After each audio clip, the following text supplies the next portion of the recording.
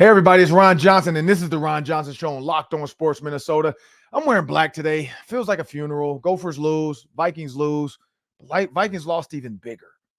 Justin Jefferson. What is going on with the Minnesota Vikings right now? It just seems like all is lost. Woke up to Twitter just being an absolute funeral. But we'll talk about Justin Jefferson, what's next for the Vikings, and can the Vikings trade Kirk Cousins? Tom Pelissero is going to join us in the Hang Around Johnson segment. That's the NFL Network's Tom Pelissero. He has some nuggets to drop on us. So we'll do that next, coming up on the Ron Johnson Show. Locked On Sports Minnesota Podcasts. It's endless Minnesota Vikings talk with the diverse voices of your local experts. Now the Ron Johnson Show. On the field, in the broadcast booth, Ron Johnson is Minnesota sports. He's played with them, hung out with them, and grown up with all the big names in Minnesota sports. They're hanging out with Ron Johnson. It's the Ron Johnson Show on the Locked On Sports Minnesota podcast. And it starts now.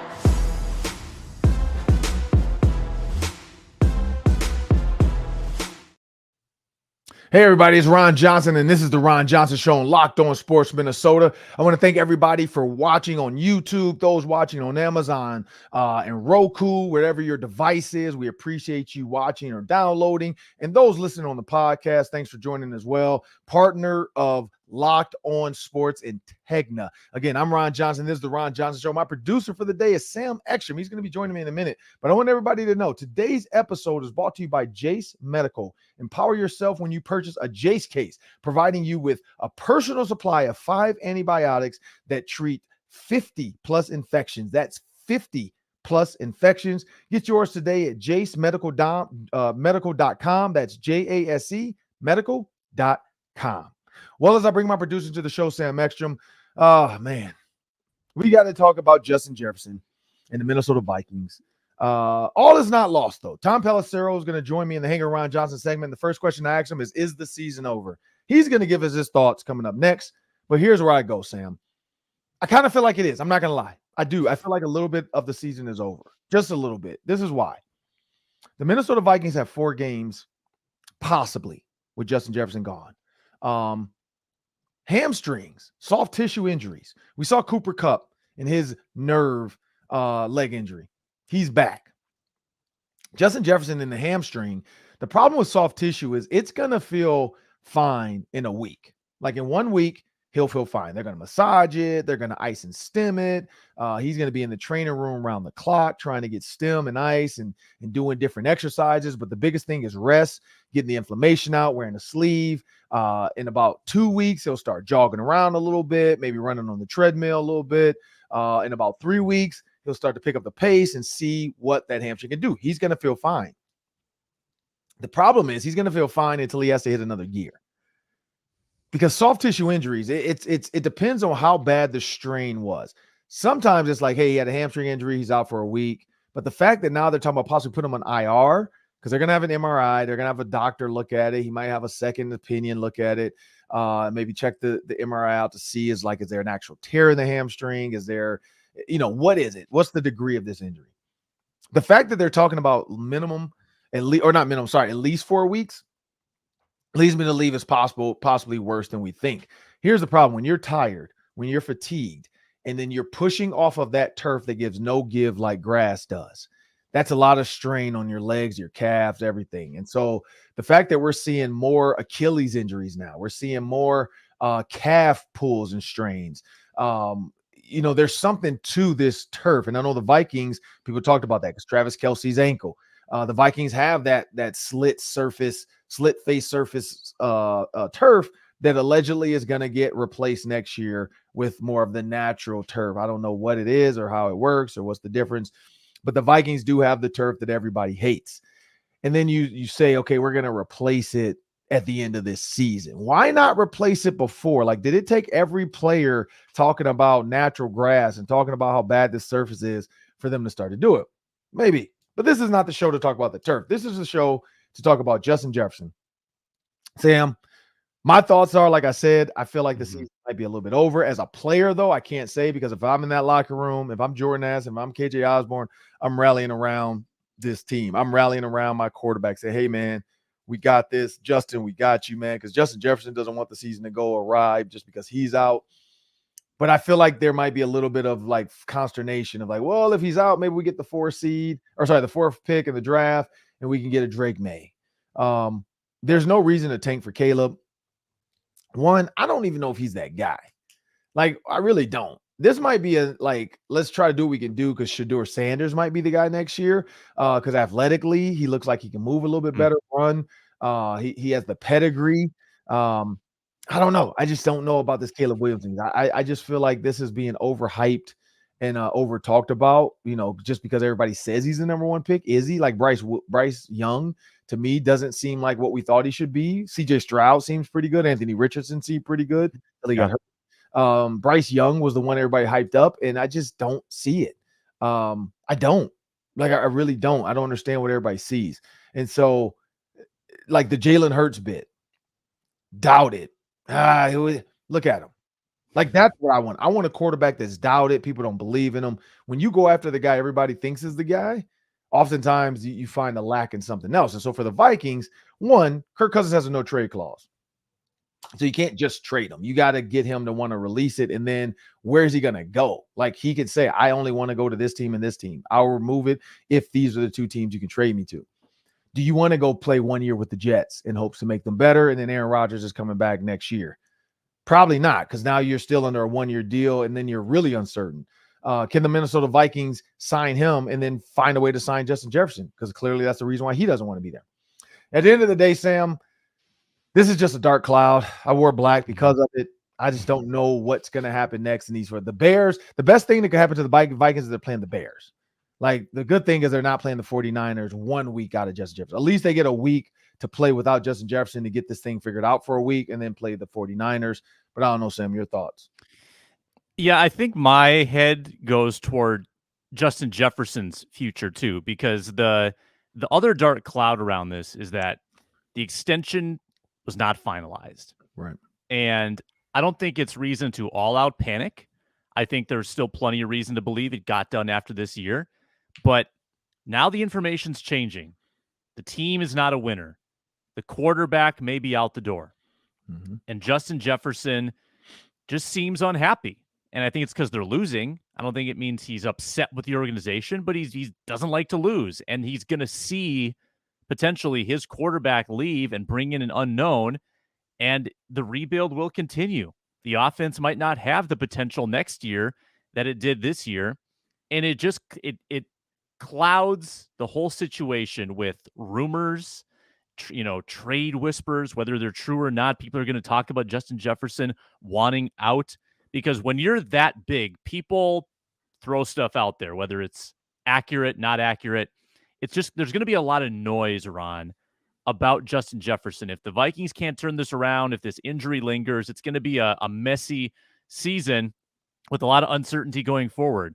So this is just another insult to injury, or literally an injury with Justin Jefferson, and the Vikings could find themselves out of this thing really fast. I do think there's a path, Ron, back to relevance. They play a lot of beatable teams in the middle part of the schedule, but man, in the Daily 3, I'm going to ask you whether this division's already over, because Detroit looks really, really good. Yeah, the fact that Detroit's 4-1, the Packers just lost, the Bears are 1-4, Vikings are 1-4. This is not what we thought it was going to be. We thought the Vikings and the Lions, I did say that, the Vikings and the Lions are going to compete for the NFC North. I thought the Lions could win it. I thought the Vikings could be second and get into the playoffs. I thought the Packers and the Bears would be fighting for the bottom. And it's not what's going on right now. It's not what's going on. All three teams are fighting for the bottom, and the Lions are just sitting at 4-1. Like, man, the only thing we don't have to do is lion. Like, as long as we don't lion right now, we're in the playoffs. Like, we just got to win X amount of games. Probably, let's see, they're 4-1. I hate to say it, Sam. It feels like 6 to 7 more wins, and the Lions might clinch. Like, I don't see the Vikings, Packers, or Bears getting to 10 wins. I just don't. I don't see them getting to 10 or 11 wins. I feel like 11 to 10 wins is going to be enough for the Lions to clinch. I feel like the Vikings, Bears, or Packers, whoever can climb out the bottom, which I think I'm leaning towards Packers, Vikings only. I think Bears are they're going to have their issues. Yeah, they have a chance at 9 wins, 8 to 9 wins. I think, what was the over-under for the Vikings? Was it 9 or was it 8.5? 8.5 in a lot of 8.5. places, right at 500. They play the Packers twice still. They can help themselves out when they play the Bears twice, and they also still play the Lions twice. That's how you get better in your division, by beating the Bears. If you lose to the Bears, you are officially the worst team in the NFC North. And then you really can say the season's over. If they lose to the Bears, like, there's no way we can say there's still a chance. Like, that to me just seems unlikely. It does. It seems unlikely that they make the playoffs losing 5 games, especially losing 1 to the Bears. Like, you have, at this point, you should have beaten the Buccaneers, and you couldn't do that. And I think that's why people were frustrated. It's like, the games they were supposed to win, they didn't win. And now their back's up against the wall, and now they're without Justin Jefferson. Just seems like all is lost. But we got the Daily 3 coming up. We got Tom Pelissero joining us next on the Hanging Around Johnson segment. We're going to ask him, does he think the Viking season is over? But before we do that, we have a word from our sponsors. Let me tell you about Jase Medical today, which is giving you peace of mind with their all-new Jase Case. Everyone should feel empowered to care for themselves and their loved ones when the unexpected hits, because life is uncontrollable, throws you curveballs. The Jase Case provides 5 life-saving antibiotics for emergency use to give you that peace of mind, so you're not just hoping on a whim that you have access to medication in an emergency. You have control. You have those 5 antibiotics with you that can fight 50 maladies or issues. Jase Medical makes sure you have the medication in hand. It's very simple. They handle the online evaluation to licensed pharmacy medication delivery, and then ongoing consultation and care. So you're never unprepared, and you get to work with the best at Jase. Get $20 off these life-saving antibiotics today from Jase Medical by using my code LOCKEDON at checkout at jasemedical.com. That's JASE medical.com. Well, now it's time for the Hanging Around Johnson segment, and I got Tom Pelissero joining me today on the Ron Johnson Show. This was supposed to be a fun, lighthearted show. It still will be today. Tom and I were able to play the initials game. For those in Minnesota and have heard K-Fan Radio, it's just a fun game. Corey Cove created, my co-host on Vikings fan line on K-Fan Radio. But Tom and I, we were on the show. We got ran by Eric Norquist, and this was the goal today, to have a little fun. So we're going to do that. But then some serious news broke for the Minnesota Vikings, so we have to talk about that as well as around the NFL. So I'm going to bring Tom Pelissero on from the NFL Network. Tom, man, when we first talked about doing this is what's crazy about it. We talked about Taylor Swift. Yeah, that's all you wanted to talk about was Taylor Swift. You had no interest in anything else. That's what I thought I was here to do. Nobody cares about football. Everybody cares about Taylor Swift. Apparently, what's going on at US Bank Stadium. And first, I'll do that. Were you shocked when Taylor Swift did not show up? I can't say.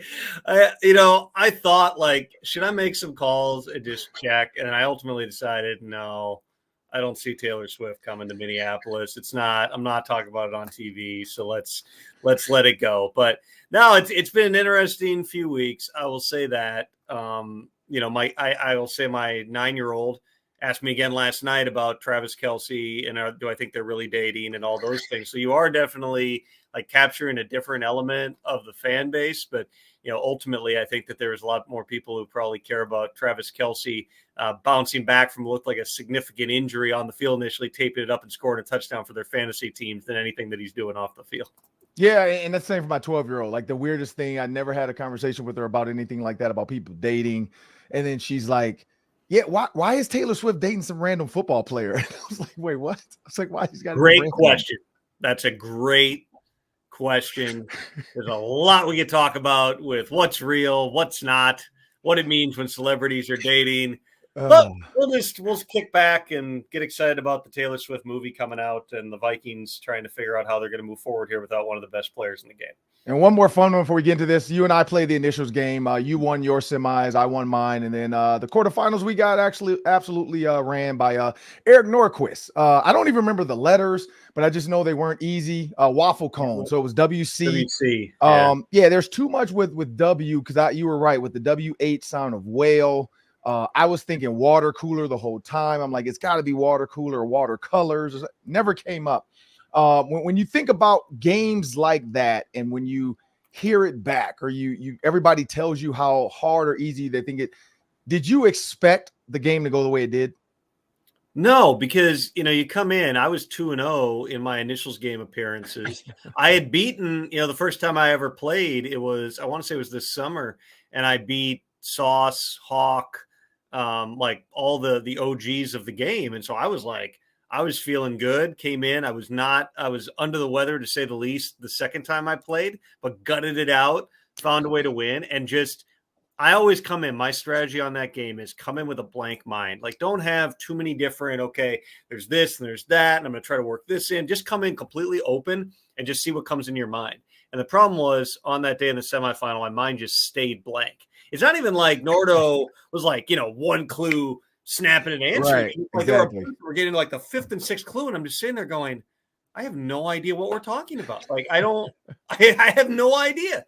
So yeah, I look forward to coming back. I saw that you and I are both, I think, in the top 20 scorers of all time. Yeah, I don't know how we did I've only played 3 times, Ron. So I like my chances for continuing to build on this as we move forward. Yeah, I think same. I think that was my 5th time playing. That was my first win. The first time I went to overtime with AJ the first time I played, and of course, same thing. My mind just went blank, and I could not figure out the overtime clue. So I was that close to winning against the OGs. But I did beat Sauce, so that was kind of good, because the first year I didn't have any like quote unquote top guns in my group, and I still lost. I think it was like Tyler George won. And then this year, finally, having Sauce in there, it was fun. But getting to some serious football talk. I mean, there's a ton of injuries going around the NFL. I saw Devin A-Chain. He's going to be out for a substantial amount of time. But Vikings fans really care about Justin Jefferson. And it was so funny. Like, the questions I had for you before this came out, because I'm be over there, the Vikings, every Tuesday. I shoot content for Vikings on Vikings.com. So I'm privy to information, but I'm not allowed to talk about it, my goal is not to be a news breaker. My job is to analyze football and let the people like yourself and Adam Schefter tell us what we kind of know, but we weren't hoping to hear. And now we've heard it. I got the questions this week from the Vikings, and I will say it threw me for a loop.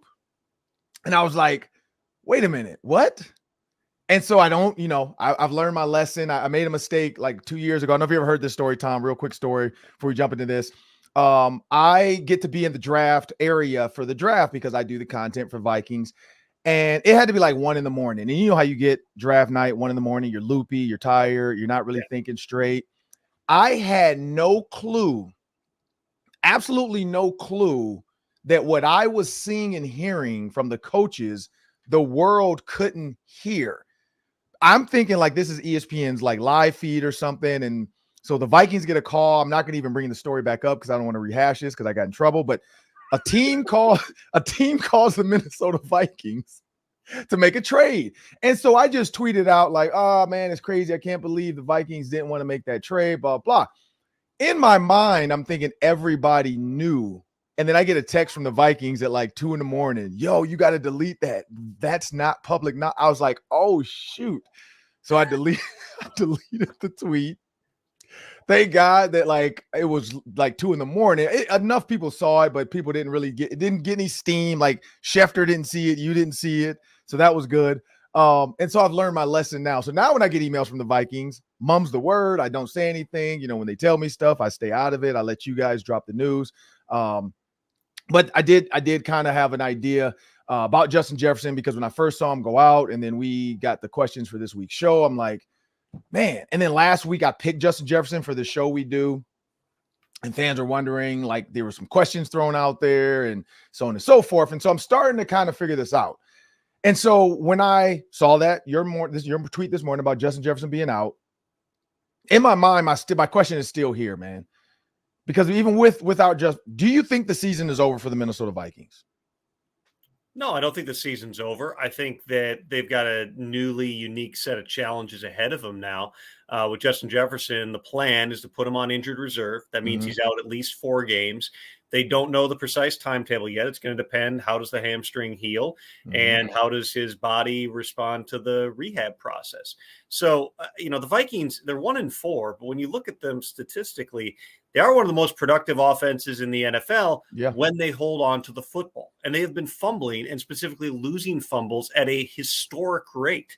If you look at what they did just in the first 3 games, I want to say they lost 6 fumbles in those games. That was the most in 20 years. And they lost another one on the first drive in week 4. They lost another one on the first drive in week 5. And there's guys, like TJ Hawkinson, who hasn't played well, had a drop that could have been a big play in that last game.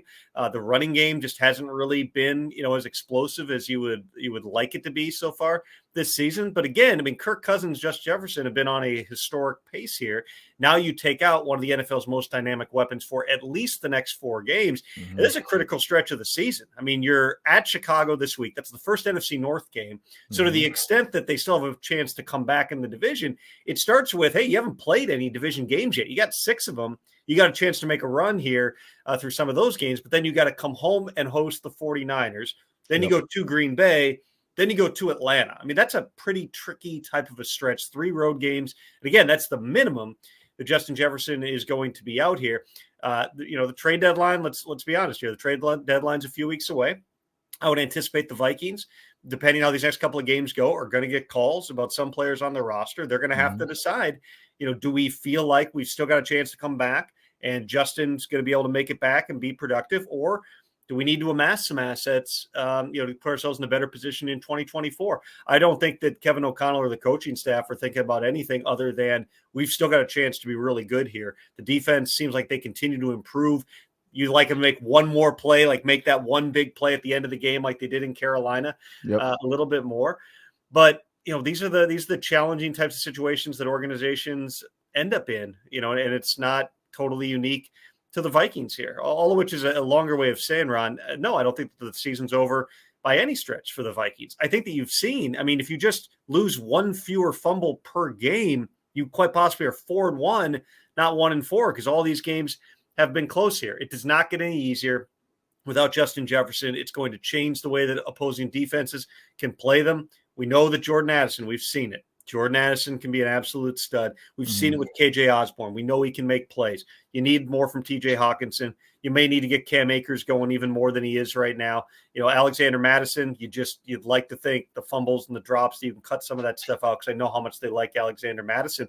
But you've got hope. You've got a chance here. There's no doubt about it. I don't know. I know the Lions are 4-1, but I don't know that anybody is flat running away with the division here. Right. So you keep fighting. And, if and when you come to those crossroads and you might have a trade offer and you're trying to figure something out, you evaluate those things on a case-by-case basis. But I would tell you the full focus going into Chicago is go and beat the Bears.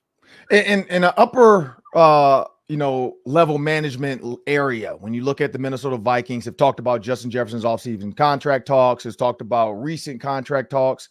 And at the end of the day, it sounds like quarterback is the answer. Like Justin Jefferson wants to make sure he has a QB. And not to say like a Drake May right now wouldn't be an option for him. Bo Nix, I think no. JJ McCarthy, I got to watch him against the Gophers as well as Kwesi did. Even though they won 52-10, I'm not too sure that JJ McCarthy is the guy. His accuracy is a question, where Kirk Cousins is one of the most accurate quarterbacks. Kyler Murray, to me, doesn't seem like the answer. Russell Wilson doesn't seem like the answer, even though I would like to have Sierra in town. Which is amazing to me too. We could talk about that one day. Like, how come Sierra doesn't get the coverage that Taylor Swift got? I know Taylor Swift has the world of Swifties, but Sierra is as well a Grammy-nominated, award-winning singer, and she's actually married into the NFL, where Taylor Swift is trying to be the girlfriend of the NFL. But that's a totally different subject. But when you look at that conversation of quarterback, can the Vikings honestly trade Kirk Cousins or not offer him a chance to maybe have 1 or 2 more years with a rookie behind him and think that Justin Jefferson is going to sign for $180 million and sit with maybe no quarterback for 2 or 3 years? Well, I think that's a really good point, Ron. It's something that people are not thinking about enough here, which is whatever you think of Kirk Cousins, he's been unbelievably productive with Justin Jefferson, and Jefferson has caught 1 million balls with Kirk Cousins throwing it to him. I know that they've got a good relationship on and off the field. They're 2 guys who are, Kirk's at a totally different stage in his career than Justin is. Mm-hmm. But if you got a quarterback who's going to get you the ball and make sure that you're having 180 yards, week in, week out, you like that. Right. Also, I mean, trading Kirk Cousins is so much more complicated. I'm sure I'm going to flip on the TV when I get on the Peloton later and see a bunch of Jefferson's out. Should the Vikings trade Kirk Cousins now? Yep.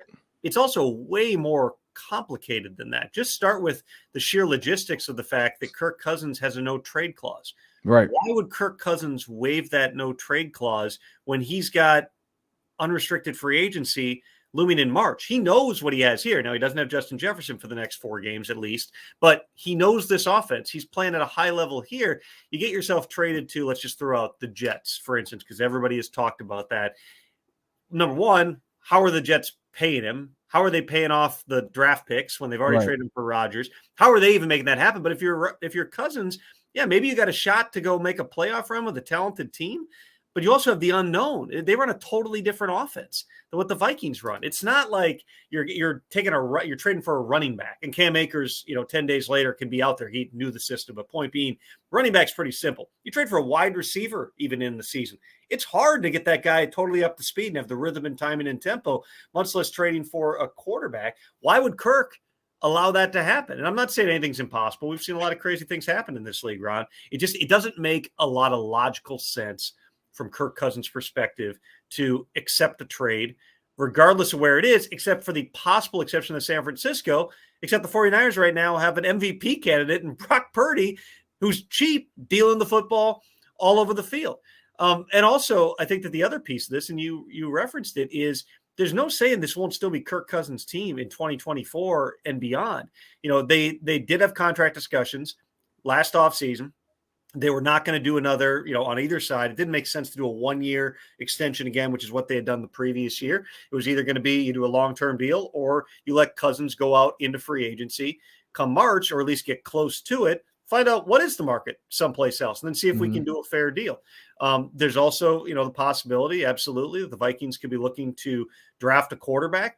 I know they're 1-4 right now. I don't see this as a 2-15 team. I don't see this as a team that's going to end up with the number 1 pick, barring, again, a mass fire sale, which there's still 3 weeks to the trade deadline. I don't think that's coming, but you have to see exactly how these things play out here. They may not be in a position to draft Caleb Williams or Drake May. Is there another quarterback? I know I've talked to scouts. I've talked to agents who say they think that there's a handful of these guys that could be pretty good NFL quarterbacks. History would suggest there's really only one of these guys, maybe 2 in a draft class, who ends up being a top-flight quarterback. But point being, you don't necessarily need to be drafting right up at the top to get that guy. These are all the different moving parts right now. Again, shutting down Justin Jefferson was not a decision of, hey, let's tank, let's trade everybody, let's give up on the season. It was suffered a pretty significant hamstring strain. And you could see that on the field. They felt like it was in the best interest of the team and to Justin Jefferson to sit him down, make sure that hamstring gets healed. He'll have 4 weeks to do that. And then they hope, they don't know, but they hope he'll be back out there for the second half of the season. Yeah, with soft tissue injuries, you just never know. I had a hamstring once, and I was able to come back, I think, in 3 weeks. But the problem was, I had to wear a sleeve. I had to do a lot of stuff every day to get warmed up. And I've talked to guys that have had other injuries, and Ryan Clark and some other guys. Recently, we spoke about injuries, and it's the mental side of it too. There's a mental side to rehabbing and working out and being there every day, doing every possible thing to just be 80% ready to go. And 80% Justin Jefferson is probably better than 90% of the league when you talk about receiving production. And I think that's where the Vikings are at. How much of it is, can we get Justin on the field enough to still make some plays, but then also use him as a decoy? Can we get TJ Hockenson up to speed? Talking about TJ Hockenson, he does not look like the same guy that wanted to reset the market. He looks like a tight end that in his time off, he might have truly, which he didn't, have a back injury. That's what I feel like this is a guy who could have practiced through this contract, could have been out there. And I get both sides, well, we don't want to get you hurt. And if you get hurt, or we might trade you or whatever. And I get it. It's business. I don't want to be out here because I want money. And if I can't get money, I'm going to go somewhere else. And this is a business. We have to remember that. But this business looks affected right now in TJ Hockenson, because every time I watch the clips or the all 22, or I'm watching film and close-ups, he's missing, granted. And I'm not going to even call them tough, because they're not tough catches. I hate when people say that. It hit his hands. And as a receiver, I've been taught if it touches my hands, I need to come down with that ball. What is going on with TJ Hockenson right now? Because it feels like he comes out of his break sometimes and he's not running full speed, or he comes out and he thinks like Kirk's going to put it on me, and Kirk leads him because he's trying to lead him away from a defender. He just doesn't look comfortable right now out there on the field. How long is it going to take? Is Justin Jefferson's injury maybe going to fast forward the TJ Hockenson production time? Well, it's going to have to. They're going to have to get more out of TJ Hockenson. And Ron, you know a lot more about the nuances of being a receiver, which essentially is what TJ Hockenson is. He's not blocking a whole lot in there than I ever will. But you can see it. I mean, there was a ball, and I don't remember the precise situation, but it was like a crossing route. It was toward the left sideline. Kirk puts it on his fingertips. And we saw TJ Hockenson make it hit his palm. Those hit palms. I mean, okay. It hit palms. I watched it. I just watched it again this morning. I was up at 6 a.m. It hit palms. Hits him in the hands. You got to make that play. It's an explosive, and it bounces off his hands. And that just wasn't happening last year. I do think that there's something to be said for what you referenced, which is he didn't practice. He didn't practice for like 6 weeks. Right. And they got the contract done, and he looks like a guy right now going through the process in camp and in the preseason of just getting himself up to speed. They're going to need more from him. And Addison and Osborne. Brandon Powell's made some plays for him. They're going to need the collective to rise up, because when you lose your go-to guy, and you know this, Ron, when you take the go-to guy off the field, it really changes the dynamics on everybody else. Because to some extent, those players can always look of, hey, Justin's going to bail us out. Mm-hmm. Now he's not. Yep. Now he's not out there. And so other guys are going to have to step up, make those big plays and big moments. I know KJ is up to it in terms of just the way that he takes care of himself mentally and physically. He'll be ready. Jordan Addison, I don't know as well, but you watch him, and he's doing a lot of the things we saw Adam Thielen do in the past. I think Osborne's the one that you're going to see probably getting even more out of the gate here, just because, when you added Jordan Addison, he's the one who got bumped a little bit in terms of his role. Now he's going to have to step up. That he knows Justin's position. I would anticipate you see more from him as we move forward here. And don't be surprised if we have a KJ Osborne breakout game coming soon. Yeah, and you look at the Rams. I mean, Puka Nacua, Cooper Kupp, they're finding ways to get the ball. That offense is moving on all cylinders, especially now that Cooper Kupp's back. He has a nerve issue, which just seems even more risky, because you just never know where you can aggravate a nerve. But he's back. And when you see how open he gets, when you see Puka Nacua in that role when he's out, and what that offense looks like, what is it about the Rams and the 49ers offense that, whether it's the offensive line, and I'm not going to lead a horse to water, but do you think that the Vikings can be sustainable long-term until they fix maybe some of the small pieces or issues with this offensive line? Well, I think that you have consistency. When you have consistency along the offensive line, that goes a long way. And the Vikings have not had that this season. You had the Za'darius absence. Yep. You had Bradbury, who's, missed a significant chunk of time here. They've been banged up at other positions. Yeah, I mean, could Ed Ingram play better? Sure. They signed Dalton Reisner. Is he going to play a larger role? Is he going to play better as the season goes on? That's something to monitor as well. I don't think that they're bad by any stretch along the offensive line. You just, look at the Cowboys when they've had guys shuffling in and out and how that's challenged them. Look at the Giants and how they can't even function. I give the Vikings, coaching staff credit for the fact that they're at least functional right now along the line. Yeah, you don't want Kirk to get hit like he did, especially in week one. But it's not been a complete death sentence for the quarterback back there so far this season. If they're healthy, if Garrett Bradbury can stay on the field, Darisaw is a really good player. I don't think that it's they haven't invested enough in that line. I think that it's, again, those young guys, especially Ingram, need to play better on the interior here, but they've got all the makings of being a good group. They just got to stay on the field. And what do you think it's going to take to get Reisner on the field? You sign him, everybody's excited about him, and then you don't see him for since he's been here. Besides, I follow his girlfriend or wife, on Instagram, because she's hilarious, and she's talked about I saw him out there on field goal. It was good to see him on the field. What is it going to take to get him on the field?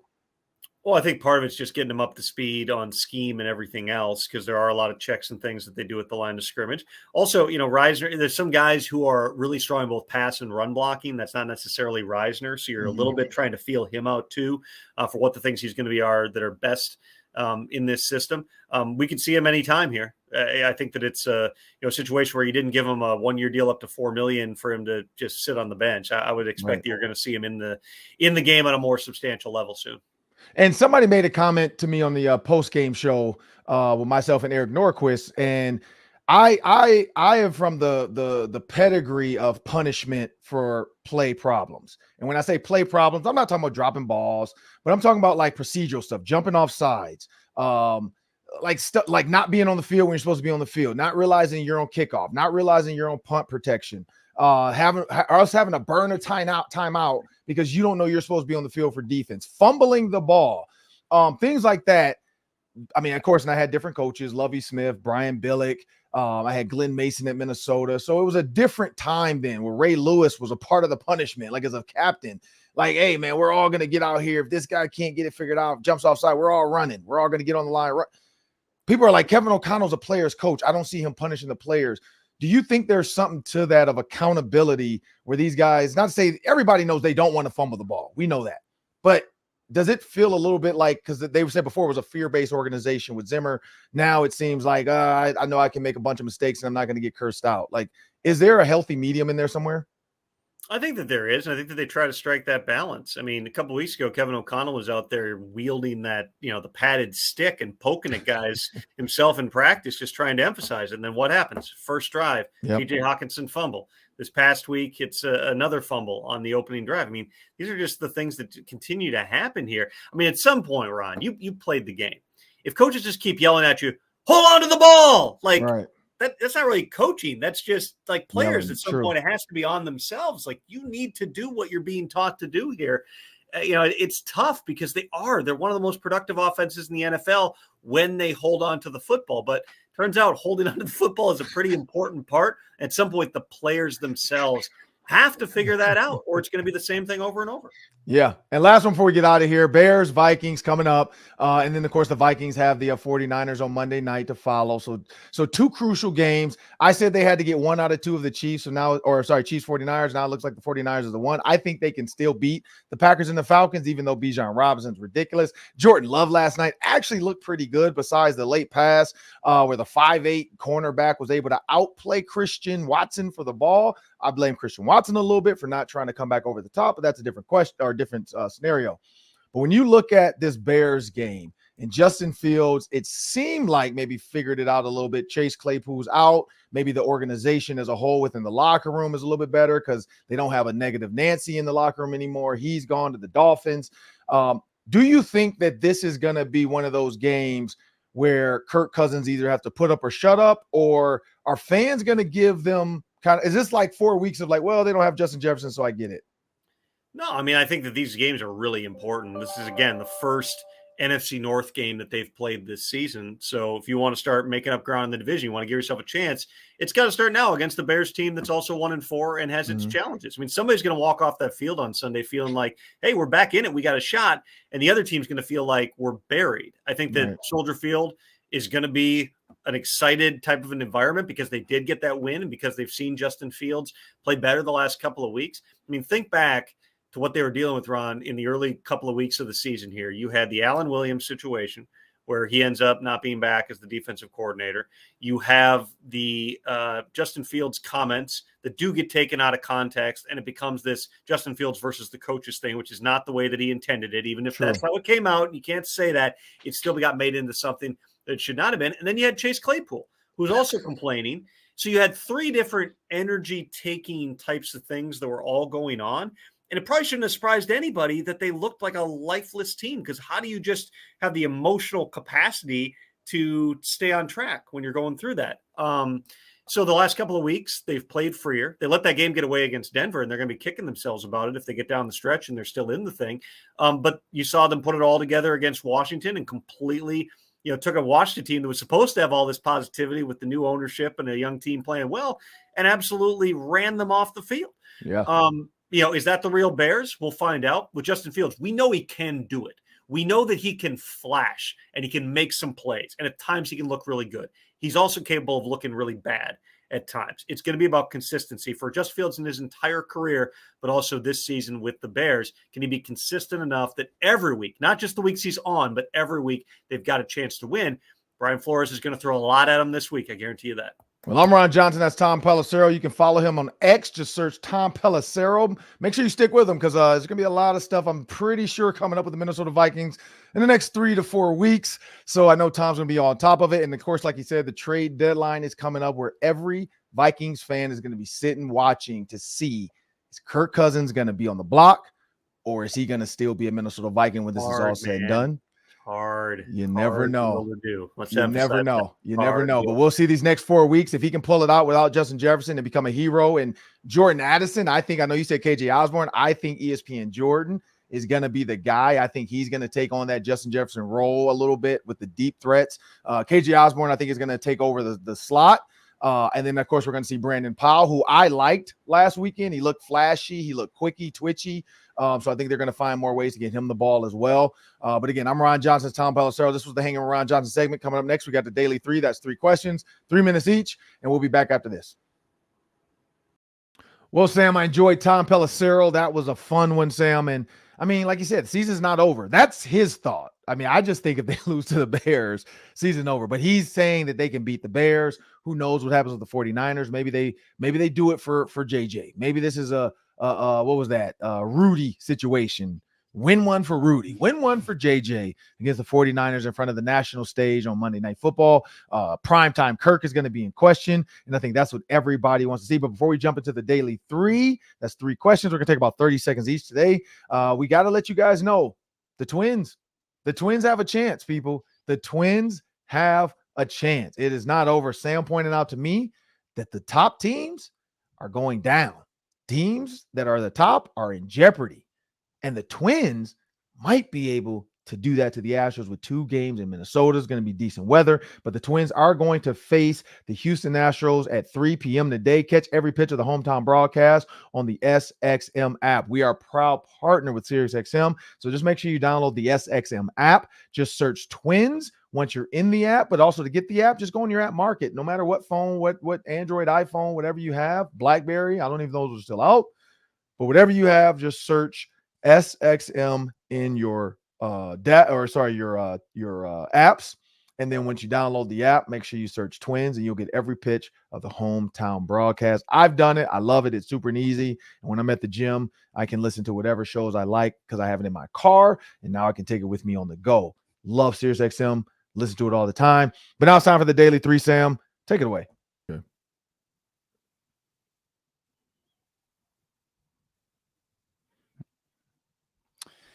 All right, Ron, Gophers talk to begin the Daily 3, 52-10 loss. We're not going to talk too much about that against Michigan, but they do have a bye week now. After Ethan Kaliakmanis' struggles, Ron, against Michigan and kind of throughout the season, do you think the Gophers stick with him going forward out of the bye week? Yeah, they have to. I mean, Cole Kramer to me doesn't seem like a guy that's going to come in and be able to lead the team. We saw Cole Kramer come in against North Carolina and he YOLO'd a bit. He just went absolutely Jameis Winston on it. And we saw Jason Winston do that with the Saints game when he came in for his one little series and said, screw this. Against the Buccaneers, I'm going for it. I don't know how much longer I'm going to be in this game. I'm going to go for it. That's what it felt like Cole Kramer did against North Carolina. And you see, he hasn't played much since, to be honest. If you think about that, they haven't done Wildcat or had him come in for any significant time. So I just don't feel like they have another option other than Nathan Kaliakmanis. I think he's young too. We have to remember that he's not Tanner Morgan. I think he can turn it around. But there are some 2024 kids that they've loved at quarterback. I mean, I don't know if they're going to have a guy come in next year as a true freshman and play. But there were 17 players that exited the program last year. 2 or 3 doing well at there are the colleges, Kansas, Texas, so on and so forth, starting there. And then you got some that haven't touched the field. So transferring is not always the right answer. Compete where you're at. But I don't know. What are your thoughts? Is there anything you think that could be done differently or a different quarterback? Yeah, I don't know. I think you got to, if you believe in Ethan, I think you got to give him the season to offer the opportunity for him to be the quarterback next year as well. Right? Like if he can end the season strong, maybe you go into 2024 with a little hope that he can still be that guy. And then if not, if it doesn't go well, then you learn that you need to find somebody in the portal for 2024. So at least you have the information. So you might just have to play it out, take your lumps and see what happens. Yeah. Twins, Ron, game 3 today at 3:00, game 4 tomorrow. If the Twins win both, they go to the ALCS. Can they get it done by winning 2 at home, Ron? I think so. When you look at how they played, they played well. I mean, honestly, they played well. The bats were alive. Players were making plays. Correa was hot. I even the bunt, like I love the small ball aspect of it, putting the pitcher in a bind to see, can you get the lead runner? He couldn't do it. He almost missed, I think it was Jose Polanco. Was that at the play? Yeah, Jorge Polanco. Yep. Jorge Polanco. And so it's funny too to even hear the broadcast. AJ Brzezinski, I think was the guy's name, or Brzezinski. Is that the guy's name? AJ Brzezinski. Yeah, former and Twin. people were like saying he doesn't know what he's talking about because he's like, there's no way Polanco bunts here. I don't know what the fielders are doing. Why are they coming up? There's no way. Coach wants him to drive in 2 more, and then he bunts. And then he's like, well, that's a bunt for a hit. No, you didn't know what the moment was going to happen, and you tried to Tony Romo this thing, and you got it wrong too. But yeah, no, I think the Twins can pull it off when you look at Rocco Baldelli is doing some good things. And again, softball, baseball, I put them in the same category because it's all about who comes to play and momentum. And right now, I think the Twins have the momentum. And the Astros being on the road for 2 games are going to feel that pressure. If the Twins can get the 1 and they're up 2-1, knowing that the game 4 is a possible win, stay home, champagne scenario, I think that makes the Astros really tight and their players try too hard. So I think the Twins can get it done. I think the Twins have a big pitching advantage today as well. Great chance to take a 2-1 lead. Last one, Ron. Is anyone catching the 4-1 Detroit Lions? I mean, we touched on this. The Lions are in great position, but it looks like they are head and shoulders the best team in this division through 5 weeks. Nobody's catching the Lions. I'm not gonna even waste time, Sam. The Lions are good. The other teams right now are not. And the Lions, the only team that can catch the Lions is the Lions. Like they're the only team that can hold themselves back. And Dan Campbell clearly has a good message to this team because they're playing for him and they're doing well. So no, I don't think anybody catches them. I don't know. What are your thoughts? I don't think so either. Look at the way they played Carolina compared to the way the Vikings played Carolina. They played the Chiefs better than the Vikings played the Chiefs. It's looking like a Detroit Lions victory parade for like the rest of the season because they're going to have such a big lead they can coast potentially. But crazy things happen. I don't want to say it's over, but it's 80% over. Yeah, it's tough. It's good. They have a huge uphill battle. And again, the Lions are the only ones that can hurt the Lions right now. But I'm Ron Johnson. That's Sam Ekstrom. This has been Locked On Sports Minnesota's Ron Johnson Show. Remember, if you want endless Vikings talk, make sure you subscribe to the Locked On Sports Minnesota YouTube channel. You just need an email address. Go on YouTube. You hit subscribe. You can get all of our videos, all of our shows, instant podcasts after every game, and the Vikings press conferences delivering all the biggest news. Like our videos and leave your thoughts in the comment section. Please make sure to Instagram and Twitter. Make sure you follow Locked On Sports Minnesota to get the additional videos. Interact with us, comment as well. We interact on there, and I'm Ron Johnson on Instagram and Twitter as well. Again, people, that was me, Tom Pelissero, Sam Ekstrom. Have a great day.